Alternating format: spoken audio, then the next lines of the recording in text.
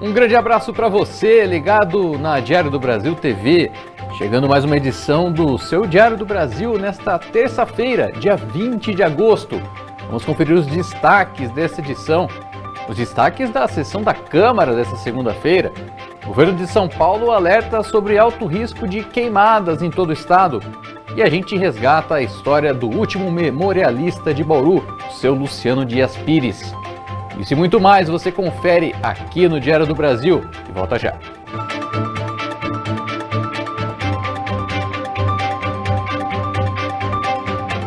Meio-dia e 2 minutos, a gente abre o Diário de hoje falando da sessão da Câmara de Bauru desta segunda-feira, na qual teve moção de apelo ao governo do estado, críticas à terceirização dos serviços de saúde no município e plano de contingência para a estiagem.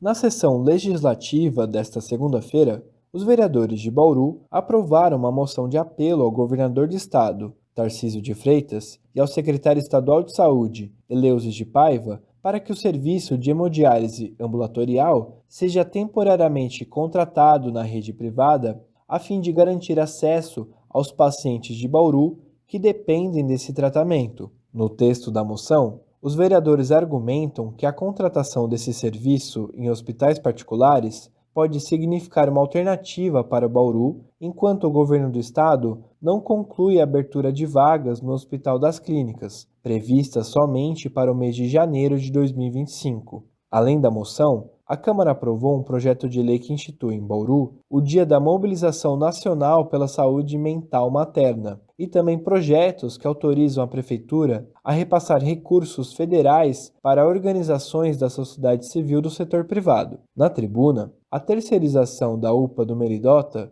voltou a ser criticada pelos parlamentares. A vereadora Estela Magro avalia que o governo de Sueli Rocin tem a intenção de terceirizar outros serviços de saúde. Mais grave do que isso, ela, com esses mesmos trabalhadores que já estão subdimensionados, em quantitativo, em excesso de horas, salários precários, precarização da estrutura, assédio, uma série de situações, ela quer entregar esse patrimônio da saúde literalmente para a iniciativa privada. O item 6 fala de anuência e decisão, opinião e decisões acerca do Conselho de Saúde sobre novas terceirizações na urgência e de emergência. Quais? O Pronto-Socorro Central e a TAURB, que não existe, é só um projeto ainda, fake news, não é dito por ela, proclamado por ela, mas não demonstrado por ela. Ela está pensando em terceirizar UPAs que são subsidiadas hegemonicamente pelo governo federal, que é o caso da Ipiranga, Bela Vista e do Geisel. É isso que ela quer? Fazer da UPA do Meridota o exemplo, essa estrutura precarizada para todas as demais unidades? Isso é saúde pública, isso é muito grave.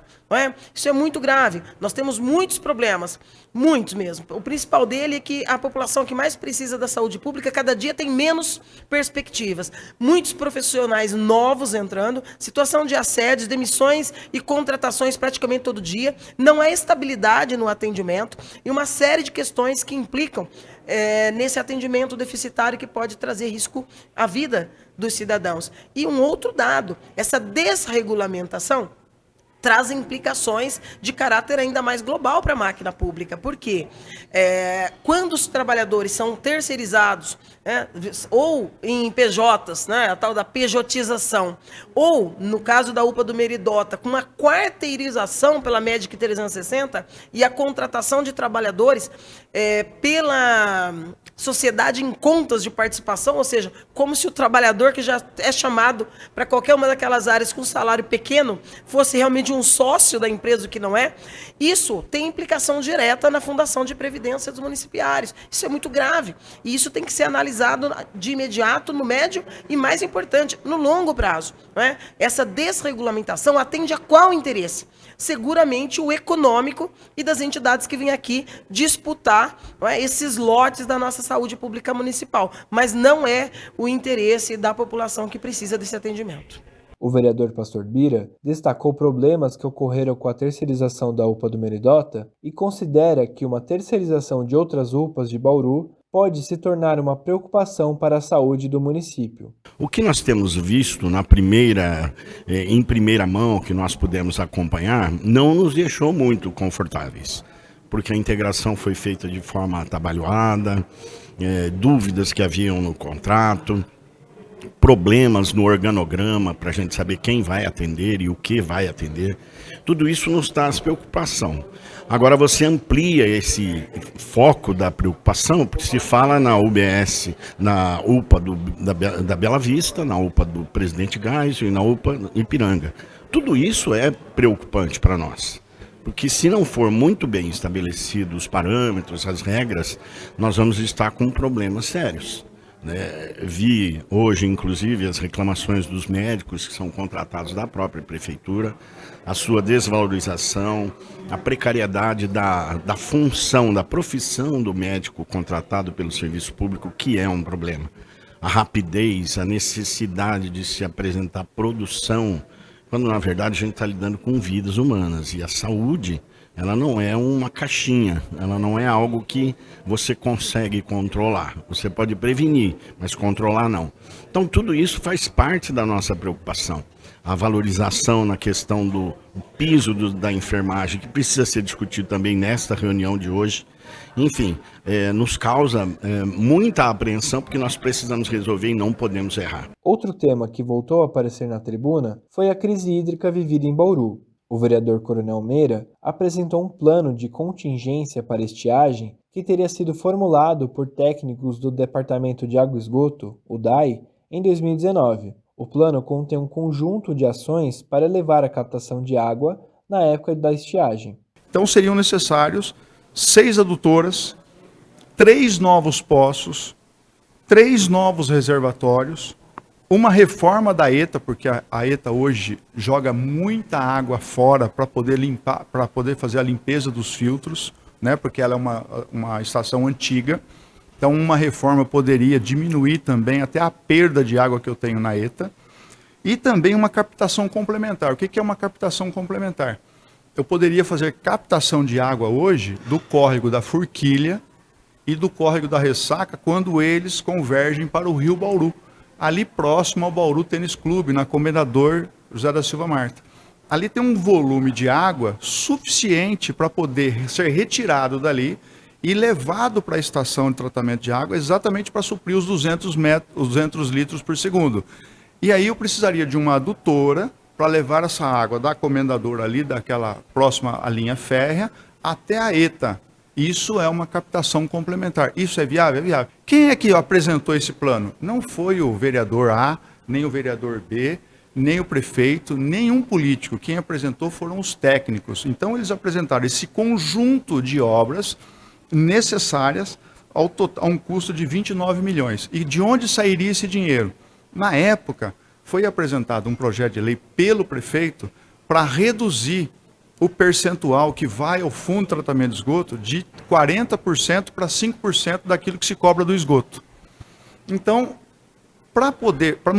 mantinha 5% no fundo e os 35% da diferença iria exatamente para investimento. Investimento aonde? Nessas obras elencadas pelo plano de contingência de estiagem. Só que isso, houve uma alteração do presidente à época, saiu o Eric Fábio, entrou outro presidente. Depois disso, nós tivemos o governo Sueli Rosim, que já estamos no 4º presidente da autarquia, e nenhum deles levou a efeito esse plano que foi elaborado pelos próprios técnicos do DAI. Qual o resumo de tudo isso aí? Qual o resultado? 130 mil bauruenses ainda continuam padecendo por falta d'água. Então isso, ao meu ver, é um descaso, tanto da gestão anterior como da atual gestão. O Ministério dos Portos e Aeroportos publicou uma portaria que cria um grupo de trabalho para propor melhorias nas regras para o transporte aéreo de animais. O grupo de trabalho vai contar com, além do Ministério dos Portos e Aeroportos, com a Agência Nacional de Aviação Civil, a Anvisa, o IBAMA, Ministério da Agricultura, Pecuária e Abastecimento, o Conselho Federal de Medicina Veterinária, Ministério do Meio Ambiente e Mudança Climática, Ministério da Saúde e Ministério dos Direitos Humanos e da Cidadania. Em meio ao tempo seco, com alertas de baixa umidade em boa parte do interior do Brasil, a Defesa Civil de São Paulo, por meio do seu Centro de Gerenciamento de Emergências, alerta também para o alto risco de incêndios florestais. De acordo com o mapa da Defesa Civil, a área de emergência vai em todo o interior do estado durante toda a semana, que será marcada aí por níveis críticos de umidade relativa do ar, né, ao longo dos dias. Neste alerta, a Defesa Civil também recomenda evitar a soltura de balões e não usar fogo para limpeza de terrenos. Isso tem sido presente aqui na cidade de Bauru, inclusive, né? Ou mesmo no descarte de lixo, né? Em propriedades rurais também é importante construir e manter limpos os aceiros, né, que são as faixas de terra para conter queimadas, além de realizar as queimas somente com a autorização da CETESB. Bom, falando nisso, em tempo seco, vamos conferir como fica o tempo para esta terça-feira. A passagem de uma frente fria pelo oceano, afastada do continente, causou um aumento da nebulosidade na faixa leste do estado de São Paulo e chuvas fracas no litoral. Contudo, devido à presença de uma massa de ar seco, as condições de estabilidade atmosférica permanecem em Bauru e nas cidades da região nesta terça-feira. O céu é limpo, há poucas nuvens e não há previsão de chuva. Os ventos são fracos e a umidade relativa do ar varia de 10% a 20%. Por conta dos baixíssimos índices de umidade, fica o alerta de continuar bebendo mais água. Já as temperaturas seguem elevadas. Em Bauru, a mínima atingiu 17 graus e a máxima prevista é 35 graus. Segundo a meteorologia do IPMET-UNESP, as demais cidades da região do Centro Paulista também seguem um padrão de variação de temperatura e umidade, com um céu limpo e sem previsão de chuva.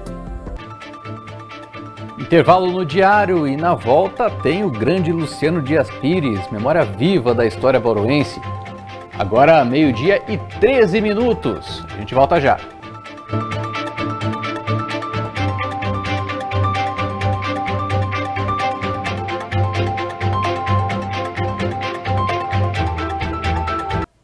Meio-dia 16 minutos. Nesta terça-feira, o Ministério da Educação divulga o resultado da segunda chamada do programa Universidade para Todos. O ProUni 2024 oferece bolsas de estudo integrais e parciais em cursos de graduação e sequenciais de formação específica em instituições privadas de ensino superior. O candidato pré-selecionado deve comprovar renda familiar bruta mensal até um salário mínimo, e um salário mínimo e meio, por pessoa, e para obter a bolsa integral, que cobre a totalidade do valor da mensalidade do curso. Já para a bolsa parcial, até 50%, a renda mensal per capita exigida é de até 3 salários mínimos. A lista pode ser conferida no Portal Único de Acesso ao Ensino Superior, na página acessounico.mec.gov.br/ProUni. As faculdades de tecnologia do estado, os FATECs, abriram inscrições para os interessados em concorrer a vagas remanescentes nos cursos de graduação de algumas unidades. Podem participar do processo de seleção candidatos que realizaram o Provão Paulista Seriado em 2023 ou o vestibular das FATECs para o segundo semestre de 2024. Os candidatos devem entrar em contato com a FATEC de interesse para verificar a disponibilidade de vagas. Vale destacar que o candidato não pode estar matriculado em outra instituição pública de ensino superior, isso em todo o território nacional. E agora sim, gente, a história de Bauru é enorme e cheia de nuances, E se tem uma pessoa que sabe de muitos aspectos dela, é o seu Luciano Dias Pires, memorialista que é a história viva da cidade. Vamos conferir essa matéria muito especial.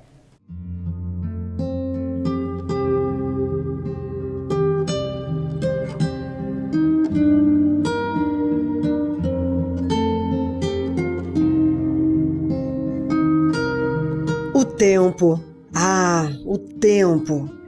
Quantas lembranças, quantas histórias, latentes na memória de um historiador. Fatos que são investigados, analisados e contados com todo rigor por este especialista, que tem o papel de nortear o homem no espaço e no tempo, concedendo a possibilidade de compreendermos a própria realidade.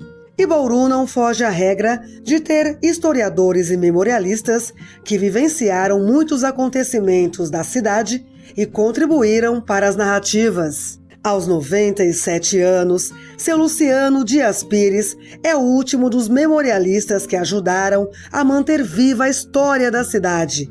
Ele conta como a paixão pela história entrou em sua vida.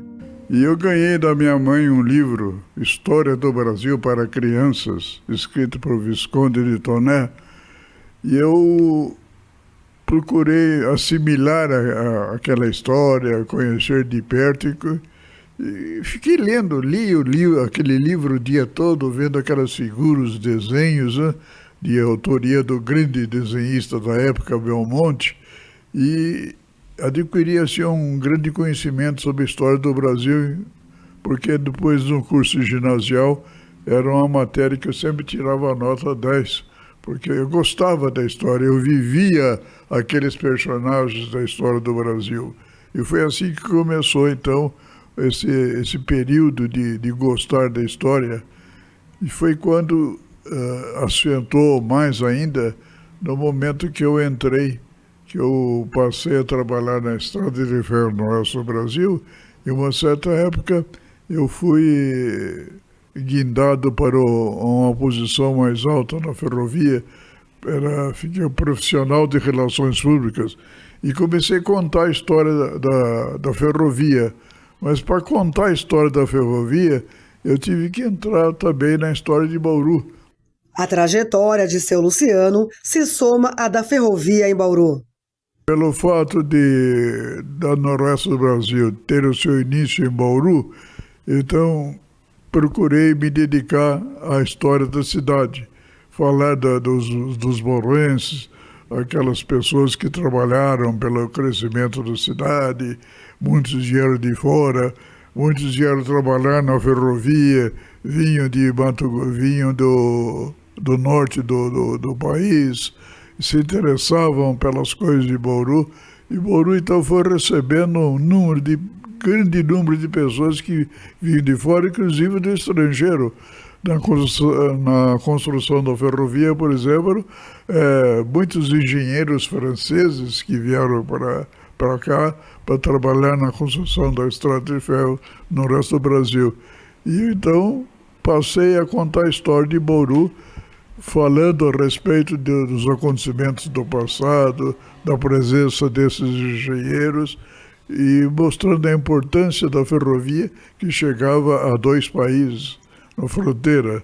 Observarmos o passado é fundamental para entendermos as origens e também refletirmos sobre várias questões atuais. Assim como olhar para o passado nos dá base para vivermos melhor o presente.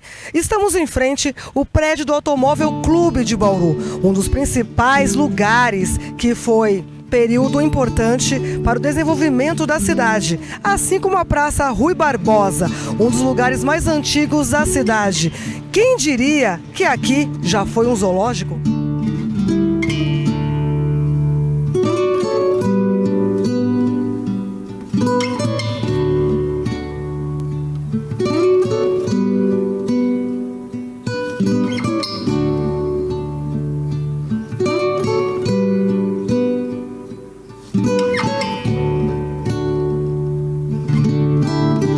Casado com Dona Helena há mais de 70 anos, pai de 3 filhos, avô e bisavô.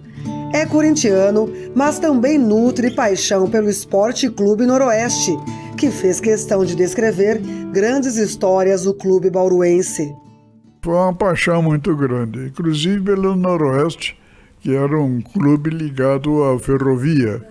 Os funcionários da Noroeste trabalhavam na ferrovia e eles então davam seus esforços no sentido de que o Noroeste passasse a ser um grande clube. Passei a torcer para o Noroeste, vibrando com as grandes conquistas, principalmente nas vitórias contra o Bauru Atlético Clube, que na época era chamado de Lusitano Futebol Clube.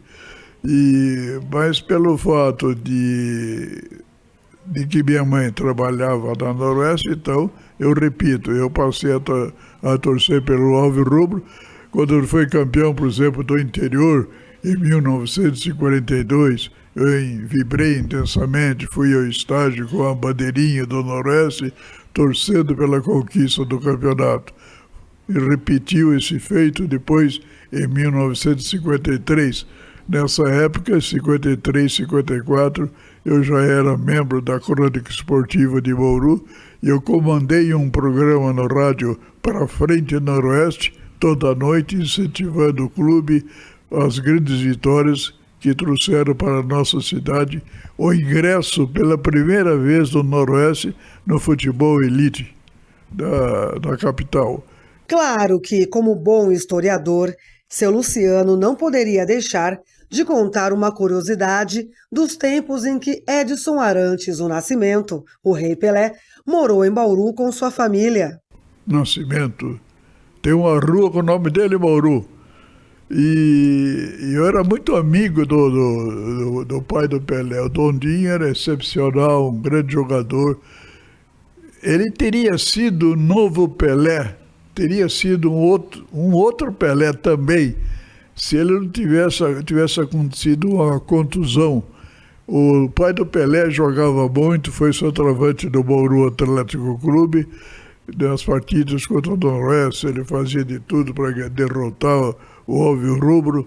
O Dondinho não tivesse se machucado, ele teria sido um grande jogador, teria jogado em grandes clubes do Brasil. Também jornalista, atuou em rádios e jornais impressos. E pensando em eternizar pessoas, criou o Bauru Ilustrado, um dos mais importantes acervos da cidade. Um suplemento especial que rememorava épocas áureas, tanto no esporte, na cultura, no desenvolvimento do município e nas questões políticas. Como nasceu o Bauru Ilustrado?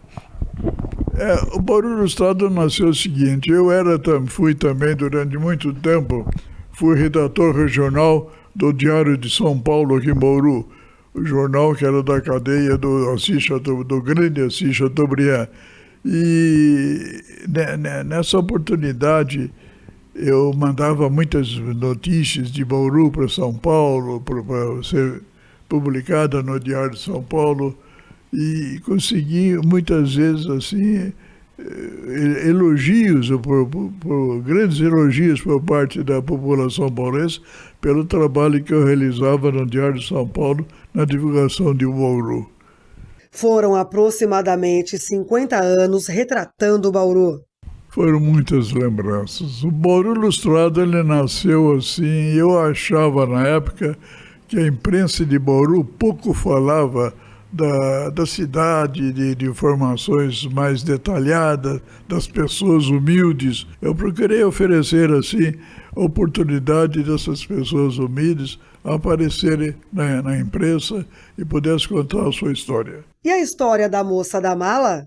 Quando eu lancei o Bauru Ilustrado, uma das reportagens que alcançaram repercussão, falei sobre uma moça de cor negra, que durante o dia ela vendia docinhos, vendia salgadinhos pelas ruas de Bauru, gritando pamonha, pamonha também.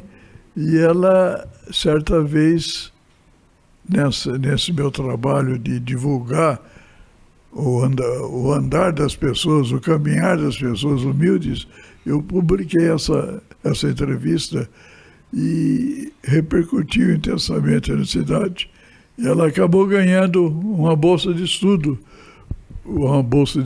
e pôde terminar o seu curso superior e trabalhar bastante em Bauru e outras cidades. Também contou a história do carregador de malas da estação, profissão que existia na época e que um deles teve uma linda história de amor. Mais de 350 famílias foram estampadas na coluna Retratos de Família e cita a explosão das Nações Unidas como um dos acontecimentos mais marcantes de Bauru, publicado em uma das edições que teve grande repercussão nacional. Quais são suas melhores lembranças do passado? As lembranças do passado, as melhores lembranças, foram realmente na década de 30, A década de 30 foi uma década de grandes acontecimentos para Bauru. Depois da Revolução de 30, que Getúlio assumiu o governo, depois da Revolução de 32, começaram a chegar a Bauru grandes empresas, grandes firmas. A Pernambucana, por exemplo, ela vai fazer esse ano, vai fazer 108 anos que ela atua em Bauru. E eu trabalhei na Pernambucana, eu sou considerado aqui o ex-empregado vivo mais antigo da Pernambucana. Foi uma série de inaugurações em Bauru, grandes empresas, lojas americanas que vieram para cá, e Bauru crescia assustadoramente.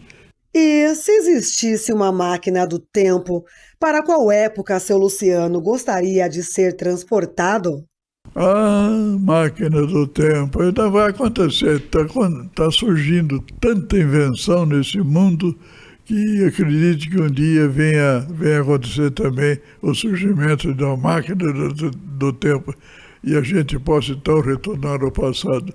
Eu voltaria, pagaria até para voltar na década de 30, assistir a reinauguração do Cine Bauru com o filme As Pequenas do Barulho, com Diana Durbin, o Cine Bandeirantes, assisti a inauguração, vi a inauguração da estrada, do edifício da Noroeste do Brasil, que está abandonado, eu vi a inauguração do Automóvel Clube, eu vi a inauguração do Aeroclube de Bauru, de vários acontecimentos daquela década que foi de sucesso, de várias informações, acontecimentos que polarizaram, movimentaram a gente bauruense. Qual mensagem que o senhor deixa para a nova geração de historiadores no dia 19 de agosto, Dia do Historiador?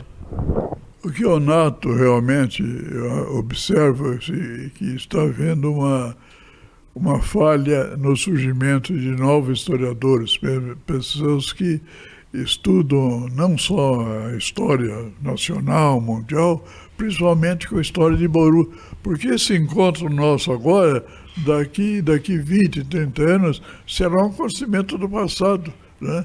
Do passado, naquela época, o Luciano foi entrevistado pela televisão, e eu espero que surjam novos candidatos, porque todos os historiadores do passado já faleceram. Então é um trabalho muito grande, importante, esse em torno da história. Procurar acertar os detalhes de todos os acontecimentos para que não haja nada errado. E essa mensagem para a nova geração de historiadores? É uma mensagem para a nova geração: se interesse pela história da cidade. Precisam se interessar, precisam procurar tudo que já foi publicado, a fim de que não haja uma falha muito grande.